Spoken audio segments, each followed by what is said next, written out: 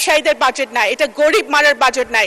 যদি কিছু হয়ে থাকে এটা গরিবদেরকে বাঁচানোর বাজেট, রক্ষার বাজেট।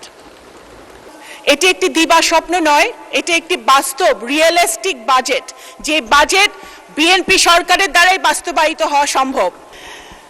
এই বাজেটটি দেখে আমার কাছে মনে হয়েছে যে গত 17 বছর যখন গুম, খুন, জুলুম, নির্যাতন, দুর্নীতি, টাকা পাচার চলছিল, তখন সুদূরে বসেও মাননীয় প্রধানমন্ত্রী শুধু দলই গোছাননি, সংগঠনই গোছাননি, উনি দেশের জন্য কাজ করে চলেছেন।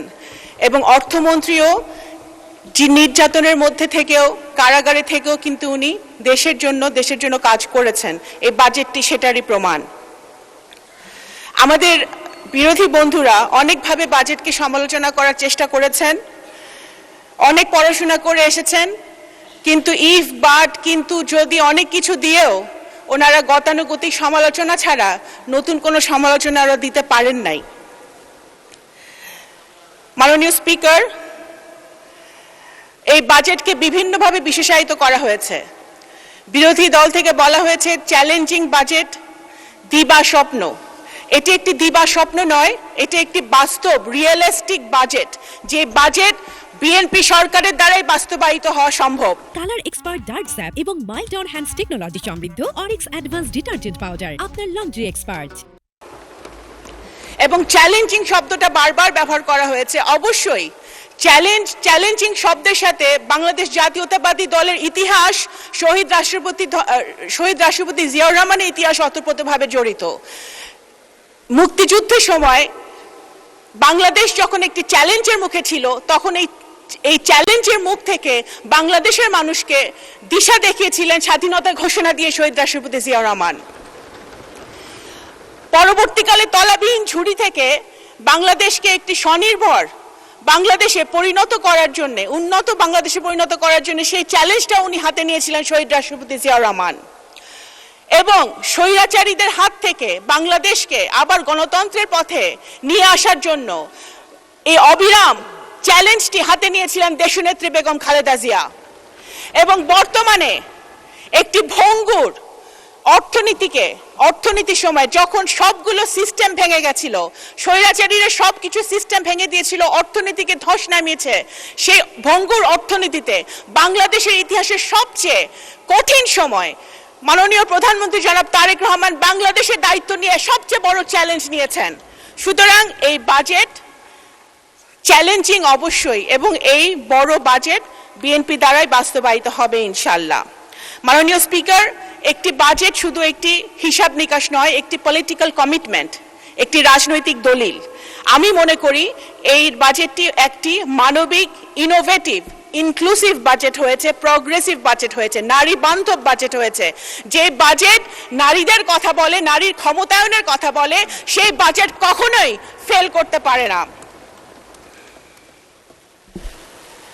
মাননীয় স্পিকার, এই বাজেটে বলা হয়েছে প্রথমে বিনিয়োগ কেন্দ্রিক প্রবৃদ্ধি, সারা দেশে শক্তিশালী রাজস্ব প্রণোদনা করে ওয়ান স্টপ সার্ভিসের কথা বলা হয়েছে, ব্যাংকিং সংস্কারের কথা বলা হয়েছে, খেলাপি ঋণের অভিশাপ থেকে ব্যাংকিং সেক্টরকে মুক্ত করার কথা বলা হয়েছে।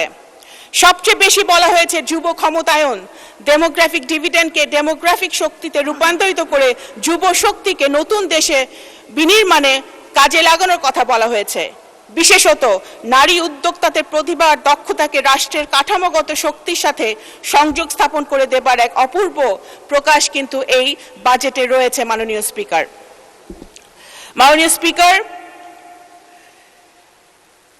এই বাজেটে বলা হয়েছে সুন্দরভাবে, আমাদের অর্থমন্ত্রী কিন্তু তুলে ধরেছেন,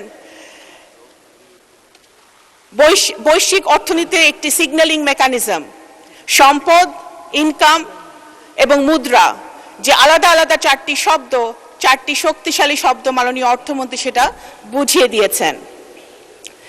আমাদের এই বাজেটে যদি আমি বড় দাগে যদি হাইলাইট করি, কৃষিতে 12 লাখ কৃষকের যে 10,000 টাকা পর্যন্ত কৃষি ঋণ মওকুফ, 25.22 লাখ প্রান্তিক কৃষককে বিনামূল্যে বীজ, সার ও উপকরণ, কৃষক কার্ড পাইলট কর্মসূচি, স্বাস্থ্য, ই হেলথ কার্ড চালুর ব্যবস্থা, রংপুর, খুলনা, রাজশাহী, বরিশাল, সিলেট, কুমিল্লা সহ বিভিন্ন জেলায় শিশু হাসপাতাল চালু।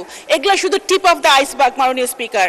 শিক্ষাতে আমাদের 2 লাখ প্রাথমিক শিক্ষার্থীকে বিনামূল্যে school uniform, mid day meal, বিজ্ঞান তথ্য প্রযুক্তিতে পেপ্যাল ও আন্তর্জাতিক পেমেন্ট গেটওয়ে চালু, ফ্রিল্যান্সারদের সুবিধা, 1500 শিক্ষা প্রতিষ্ঠানে বিনামূল্য ওয়াইফাই, বিদ্যুৎ ও জ্বালানিতে সংস্কার, পরিবহন ও যোগাযোগে ইলেকট্রিক বাস চালানোর একটা কথা হয়েছে, মহিলা শিশুর জন্য পিঙ্ক বাস চালুর কথা হয়েছে, ফ্যামিলি কার্ড চালুর কথা, ফ্যামিলি কার্ড অলরেডি চলমান আছে, এবং স্থানীয় সরকার পল্লী উন্নয়নে বিশাল বাজেট রাখা হয়েছে। এগুলো শুধু এই এই এই ব্যবস্থাগুলো প্রমাণ করে যে এই বাজেট জনবান্ধব বাজেট, যেটা বিরোধী দল থেকে প্রায় বলা হয়েছে শুধু ব্যবসায়ীদের বাজেট। এটা ব্যবসায়ীদের বাজেট নাই, এটা গরিব মারার বাজেট নাই। যদি কিছু হয়ে থাকে এটা গরিবদেরকে বাঁচানোর বাজেট, রক্ষার বাজেট। আবার বলা হয়েছে বাজার থেকে বিপুল আমরা ঋণ নিয়েছি। এই অভিযোগ একেবারে বিভ্রান্তিকর মাননীয় স্পিকার। এগুলো কৌশলগত বিনিয়োগ, ভোগ নির্ভর ঋণ নয়। বাংলাদেশের সরকারি ঋণ জিডিপি অনুপাতে বর্তমানে প্রায় 42%, যা জাপান, যুক্তরাষ্ট্র, যুক্তরাজ্য, চীন এবং ভারতের তুলনায় অনেক বেশি সুষম ও টেকসই। এই পরিমিত ঋণ উৎপাদন ক্ষমতা জোরদার করতে, পণ্য সেবার সরবরাহ বাড়াতে এবং বাজার মূল্য, পণ্য ও বিনিয়োগের স্থিতিশীলতা নিশ্চিত করতে ব্যবহৃত হচ্ছে। মাননীয় স্পিকার, আমার সময় শেষ, সময় আপনি দিবেন না, শুধু এতটুকুই বলে শেষ করতে চাই যে এখানে জুলাই যোদ্ধাদের জন্য বাজেট রাখা হয়েছে, সেটা আমরা স্বাগত জানাই। অবশ্যই যদি প্রয়োজন হয় আরো জুলাই যোদ্ধাদের পরিবারের জন্য বাজেট আমার মনে হয় রাখা উচিত, কিন্তু 17 বছরে আমাদের তৃণমূলে হাজার হাজার নেতাকর্মী, গ্রামের গরিব নেতাকর্মীরা যারা নির্যাতিত হয়েছে তাদের জন্য বাজেটে অ্যালোকেশন রাখা প্রয়োজন মাননীয় স্পিকার। এখনো তারা ছিন্নমূল অবস্থায় রয়েছে, তাদের কথা আমাদের ভেবে দেখতে হবে মাননীয় স্পিকার। আপনাদের অসংখ্য ধন্যবাদ।